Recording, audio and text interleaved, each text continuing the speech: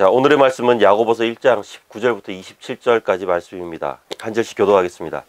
내 사랑하는 형제들아, 너희가 알지니 사람마다 듣기는 속히 하고 말하기는 더디하며 성내기도 더디하라. 사람이 성내는 것이 하나님의 일을 이루지 못함이라. 그러므로 모든 더러운 것과 넘치는 악을 내어버리고 너희 영혼을 능히 구원할 바 마음에 심어진 말씀을 온유함으로 받으라. 너희들이 말씀을 행하는 자가 되고 듣기만 하여 자신을 속이는 자가 되지 말라. 누구든지 말씀을 듣고 행하지 아니하면 그는 거울로 자기의 생긴 얼굴을 보는 사람과 같아서 제 자신을 보고 그 모습이 어떤 있는지를 잊어버리니라. 자유롭게 하는 온전한 율법을 들여다보고 있는 자는 듣고 잊어버리는 자가 아니요 실천하는 자니 이 사람은 그 행하는 일에 복을 받으리라.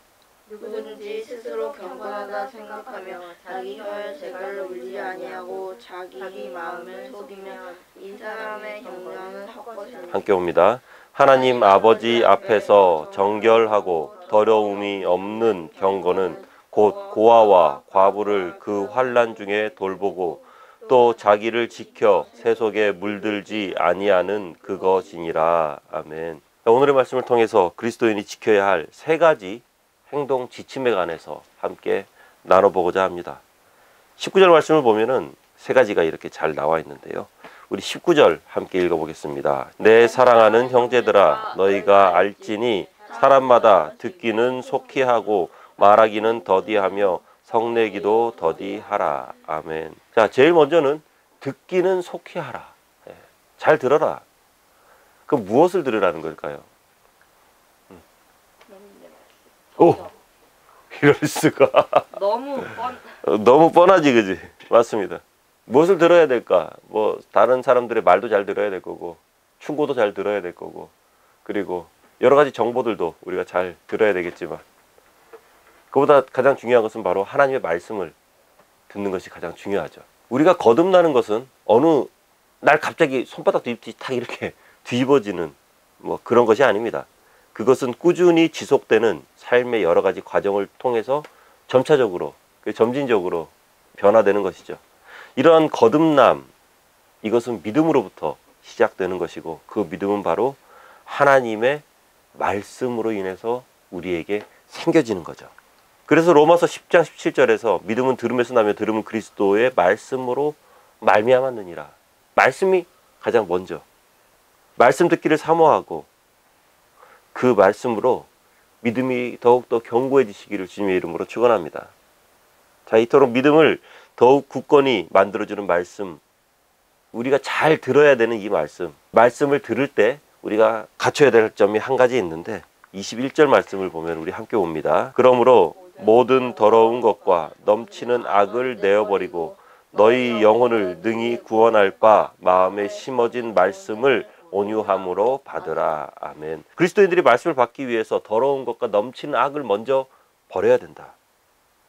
이미 우리 속에 와서 역사하시는 그리스도의 말씀을 통해서 항상 새롭게 되어져야만 한다라는 것입니다. 21절에 이 내버린다 라는 것의 원어적인 의미는요, 옷을 벗어버리다 라는 그런 의미를 가지고 있습니다. 옷을 벗어버린다. 어떤 옷인가요? 바로 여기 나와 있는 것처럼 더러운 것과 넘치는 악에 의해서 오염된 것을 벗어서 버려버리는 것이죠. 우리는 예배를 통해서 늘 새 생명을 얻게 됩니다. 그리고 예배가 마쳐지면은 하나님께서 우리에게 베풀어 주신 은혜로 깨끗한 새 옷을 입고 성전문을 나서게 되죠. 그런데 세상은 어떻습니까? 나는 깨끗해져 있지만 세상은 여전히 더러운 사망의 죄로 오염되어 있고요. 나는 정결하지만 우리 주변을 보면은 여전히 서로를 미워하고 질투하고 시기하고 넘어뜨리고 짓밟고 일어서려는 사람들로 주변이 가득하죠. 내 영은 성령으로 충만해져 있는데 이 세상은 사단의 지배하에 허덕이고 있습니다. 이런 상황 가운데서 그들과 부대끼고 어울리면서 삶을 위해서 고군분투하다 보면 어느 틈엔가 우리의 옷, 하나님의 은혜 가운데 입었던 그 새하얀 옷은 새카매지고 남루한 상태가 되는 것이 참 그 당연한 거죠. 그거는 우리나라 말에 물론 이런 말이 있습니다. 뭐 까마귀 노는 곳에 백로야 가지 마라. 굉장히 유명한 말이죠. 그런데 이것이 이 두 가지 굉장히 유명한 시조에서 비롯됐는데요. 까마귀 노는 곳에 백로야 가지 마라. 희고 흰 깃에 검은 때 묻힐세라. 진실로 검은 때 묻히면 씻을 길이 없으리라. 이것은요, 굉장히 어지러운, 정치적으로 어지러운 시절이었던 광해군 때 선호당 이씨가 동생이 벼슬길로 나가려고 하니까 그것을 막는 거예요. 벼슬길, 지금은 아니다. 그리고 또 밑에 한 가지 더 있잖아요. 까마귀 싸우는 곳에 백로에 가지 마라. 성낸 까마귀들이 너의 흰빛을 시샘하나니 맑은 물에 깨끗이 씻은 몸을 더럽힐까 하노라. 이것은 정몽주의 노모가 지난밤 꿈자리가 너무 흉흉하니까 이성계 거기 병문안 가지 마라. 그쪽으로 가지 마라. 역적들 있는 곳에 가지 마라. 라고 이렇게 말리면서 지은 시조가 이 시조입니다. 그러니까 그런 곳에 좀 가지 말아라 라는 것이죠. 만약 하나님으로부터 얻은 새 생명 가지고, 그리고 새하얀 그 옷을 가지고 우리가 고이고이 간직하면서 살아갈 수만 있다면 다시 죄 지을 일도 없고 옷이 더러워질 일도 없는 거니까 이것도 뭐 괜찮은 것 아닌가 라고 이렇게 생각할 수도 있습니다. 그런데 이게 또 안 그래요. 우리는 또 그러면 안 되거든요. 예수님께서는 우리에게 가라 라고 이렇게 말씀하셨잖아요. 마태복음 28장 19절 20절에서 너희는 가라. 가서 민족을 제자로 삼아라. 아버지와 아들과 성령의 이름으로 세례를 베풀고 내가 분부한 모든 것들을 가르쳐 지키게 하라. 예수님의 우리를 향한 명령입니다. 그렇기 때문에 우리는 각자의 삶의 터전에서 그리스도인으로 살아가면서 그 안에서 신앙과 믿음의 길 걷기를 애쓰고 있는 거죠. 산속으로 돛 닦으러 들어가 버리는 안 되는 거예요. 세상으로 가야 되는 거예요, 우리는. 그리고 그런 상황 가운데서 때로는 더러워지고 때로는 해져버리는 우리의 새 옷을 발견합니다. 새 옷을 분명히 입었는데 더러워져 버려요. 해져 버려요. 헌옷이 돼 버려요. 그렇게 해지고 남루해진 더러워진 그 옷을 입고 주일날 교회로 향하는 거죠. 하나님의 은혜를 통해서 이 옷이 다 벗겨지고 새 옷으로 입혀질 것을 기대하며 하나님의 사랑을 통해 얻게 될 새 옷을 기대하며 우리는 이곳에서 예배드리는 동안 더러운 것들을 다 던져버리는 겁니다. 특별히 선포되지는 말씀 앞에 우리는 그렇게 해야 됩니다. 그 말씀은 우리의 영혼을 구원하는 말씀이고 하나님의 우리를 향한 계시의 말씀이고 성령의 인치심을 받은 우리 영혼이 살아가도록 양분을 공급하는 생명의 말씀이 바로 그 말씀이기 때문입니다. 더럽고 악한 것을 벗어버리고 온유한 마음으로 말씀 앞에 서시기 바랍니다. 자, 이처럼 말씀을 듣고 배운 그리스도인들이 주의할 점이 있습니다. 19절을 보면은 말하기를 더디하라. 말하기 더디하라. 말하기를 더디하라. 좀, 그러니까 어떻게 생각하면 또 좀 천천히 말해라? 이렇게 생각할 수도 있겠는데 그런 건 아니고요. 자기 고집을 내세우거나 자기 주장만 내세우거나 그러지 말아라 라는 겁니다. 특별히 말씀이 선포될 때 계속해서 자기 주장만 내세우는 사람들이 있습니다. 자기 괴리에 빠지는 사람들이 있어요. 하나님이 말씀하시는데 그 말씀을 내 기준에서 자꾸 걸러내려고 합니다. 말하기는 더디하라. 이것을 좀 쉽게 이렇게 표현하자면 이런 말씀이 되겠죠. 판단하지 말아라. 하나님의 말씀을 판단하지 말아라.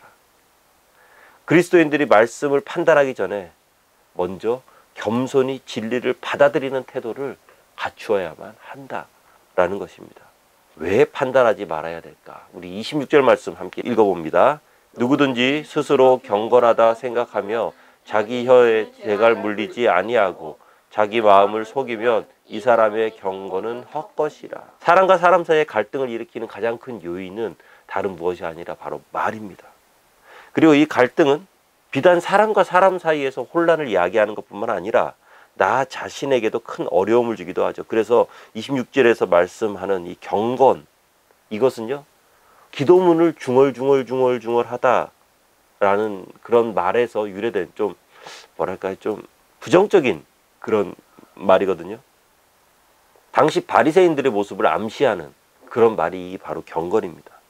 스스로를 경건하다고 생각하고 행동하면서 말씀은 자기 것으로 받아들이지 못하는 사람. 자기 의는 충만한데 하나님의 말씀 앞에 나 자신을 온전히 내어드리지 못하고 내 생각에 사로잡혀서 혀의 재갈을 물리지 못한다면 그 사람은 결국 자신을 속이는 사람이 되고 그 모든 경건은 헛된 것이 될 것이다 라는 거예요. 그리고 말씀을 듣는 자가 경계해야 될 것 또 하나는요, 성내기를 더디하라 라는 것입니다. 물론 뭐 화를 안 내는 사람이 어디 있겠습니까? 오늘 뭐 주일 시작하면서도 집에서 질풍노도의 청소년들이 있는 집안에서는 또 엄마와 자녀들 간에 한판 일들이 일어났을 수도 있고, 그리고 세상 살아가면서 화날 일들이 참 많은 것 같습니다. 사람들이 얼마나 화를 많이 내고 살아가는지 나를 화나게 하는 것들이라는 책도 있고요. 화의 심리학이라는 책이 있습니다. 이 책에서 화의 유형을 5가지로 구분하는데 공격적, 수동적, 수동 공격적, 그리고 적극적이고 투영적인 화다. 이렇게 5가지로 분류를 합니다. 공격적인 화는 자신의 화를 상대방에게 이렇게 보여주는 거예요. 화를 내면서 내가 지금 화를 내고 있다. 그런데 이게 막 이렇게 화를 내면서 와 하면서 이렇게 화를 내는 것도 있겠지만, 상대에게 주는 친절, 때로는 상대에게 베풀었던 여러 가지 혜택들, 그런 것들을 그만두는 것도 전형적인 공격적인 화라고 합니다. 그리고 수동적인 화는요, 화를 속으로 밀어넣습니다. 내면에서 불을 붙이는 것이죠. 말이 없어집니다. 그렇게 하면서 어떻게 합니까? 뻥 하고요, 절치부심하는 거죠. 두고 보자. 내가 언젠가는 이 원수를 갚으리라. 수동 공격적인 화가 있습니다. 그 사람 앞에서, 아니면은 사람들이 보는 앞에서 행동을 취하는 것은 아닌데 뒤에서 엄담해요. 뒷담. 맞아, 뒷담하는 거. 복수를 꿈꾸면서, 소극적인 복수를. 말하자면 그거죠. 직장 상사가 커피 타와, 커피 한 잔 타와라 그랬는데 커피 타가면서 어떻게 합니까? 이렇게 해서 쓱 갖다 주는 거. 그리고 약속을 분명히 들었는데 나 그거 못 들었는데요 하면서 시침이 떼는 거. 이런 것들이 이제 수동 공격적인 화다라고 이렇게 얘기하기도 하고, 투영적인 화가 있습니다. 그게 뭐냐면, 화가 많이 났는데도 나는 화를 안 난 척해요. 전혀 화가 안 난 것처럼 이렇게 말하고 행동하면서, 그러면서 그 사람은 그때부터 다른 사람들을 막 움직이기 시작합니다. 그렇게 하면서 제3자가 나 대신 복수하도록 만들어버리는 거. 그걸 보고 이제 투영적인 화다. 이 책에서는요, 적극적인 화내기 방법이 좋은 화내기 방법이다라고 이렇게 이야기하는데, 적극적으로 자신의 감정 상태를 있는 그대로 상대방에게 전하는 것. 그러니까 화를 내는 것이 아니라 내가 지금 화가 많이 났다라고 이렇게 객관화시키는 것. 이것이 바로 적극적인 화라고 이렇게 이야기해요. 감정적으로 전달하는 것이 아니라 냉정한 자세로 사실만을 전달하는 것. 아마도 우리 대부분은 공격적인 화를 내거나 수동적이거나 아니면 수동 공격적인 그런 화를 내는 사람들이 대부분이겠죠. 그리고 주변에 보면 좀 음흉한 사람들이 있습니다. 아니면 좀 이렇게 정치력이 강한 사람들, 그런 사람들이 보면 투영적인 화를 냅니다. 그러니까 갈등 상황 속에서 그것으로 인해서 마음속에 분노가 일어나고 감정이 격분되고 결과적으로 하나님의 말씀을 받아들이지 못하도록 만들어버리는 것이 바로 이 화. 20절 말씀 함께 읽어보겠습니다. 사람이 성내는 것이 하나님의 의를 이루지 못함이라. 참 무섭죠, 그죠? 성을 내는 것은 우리의 삶 가운데서 하나님의 의를 이루지 못하도록 만들어버린. 물론 때로는 누군가 굉장히 미운 마음을 가지고 하나님 앞에 서기도 합니다. 배우자와 다투고 분한 마음에 하나님의 말씀 앞에 서기도 합니다. 시기하고 질투하는 마음이나 무시하고 판단하는 마음을 가지고 말씀 앞에 서기도 합니다. 우리는 다 삐뚤어진 사람들이잖아요.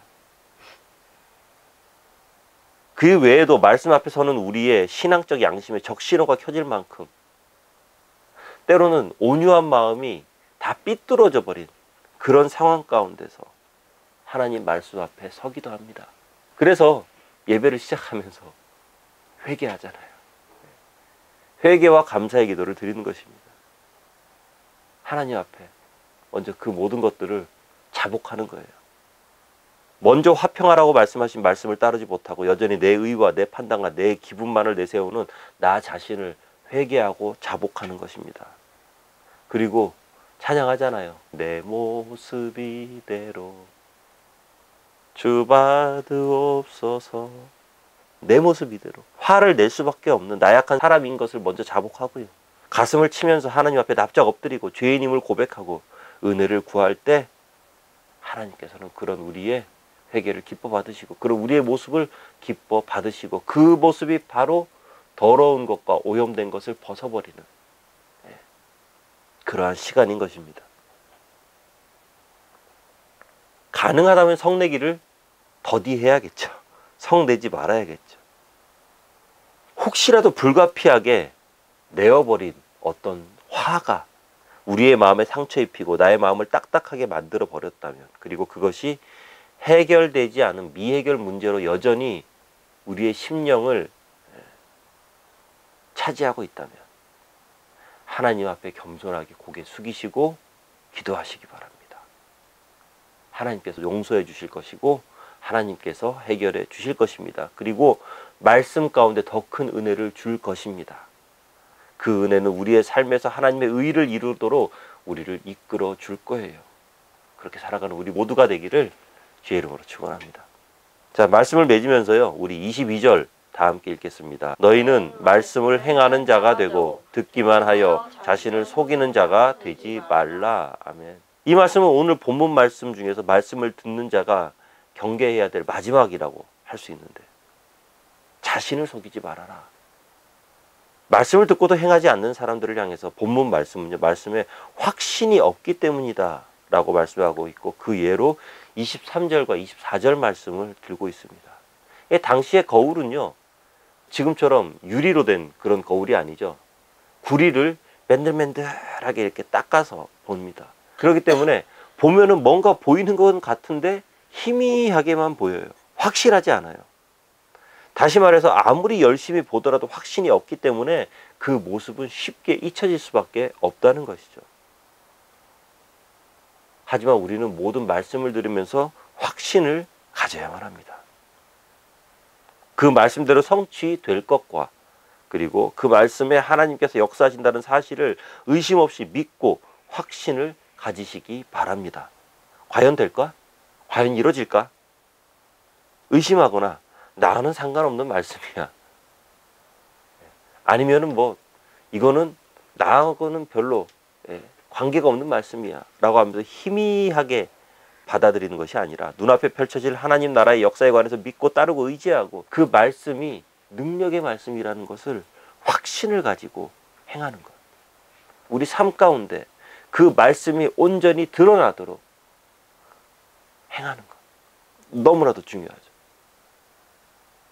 분내지 마라, 화내지 마라는 말씀이 내 마음 가운데 들어왔다면 그 말씀을 행하는 것. 너무나도 중요하죠. 하나님의 말씀을 들으면서 하나님께서 감동을 주시는 것이 있다면 꼭 기억하시고 마음에 새기시고, 그리고 작은 것부터 실천해 보시기 바랍니다. 굉장히 중요합니다. 이 실천은요, 말하기를 더디하도록 해주고 성내기를 더디하도록 만들어줄 겁니다. 그리고 무엇보다도 듣기만 하고 행하지 않으므로 자신을 속이는 사람이 되지 않도록 만들어줄 겁니다.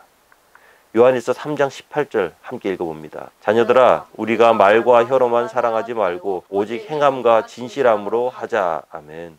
우리의 영혼에 말씀에 꽃이 피고 삶에서 그 꽃핀 말씀이 온전히 열매 맺히면서 그 열매를 나뿐만 아니라 우리 이웃들에게 나눠줄 수 있는 우리 모두가 되기를 주의 이름으로 축원합니다. 기도하겠습니다. 하나님, 하나님의 말씀을 듣되 마음을 다해서 그 말씀을 받도록 하시고 그 말씀 가운데 나 자신을 드러내지 않도록 하시고, 그리고 그 말씀 온전히 실천하며 성내기를 더디하고, 그리고 하나님과 더욱더 가까워지는 우리 모두가 되도록 하여 주시옵소서. 그리스도의 말씀 따라서, 하나님의 계시 따라서 하나님의 의를 이루기 위해 한 걸음 한 걸음 나아가는 우리 모두가 되도록 하여 주시옵소서. 예수님 이름으로 기도합나이다. 아멘.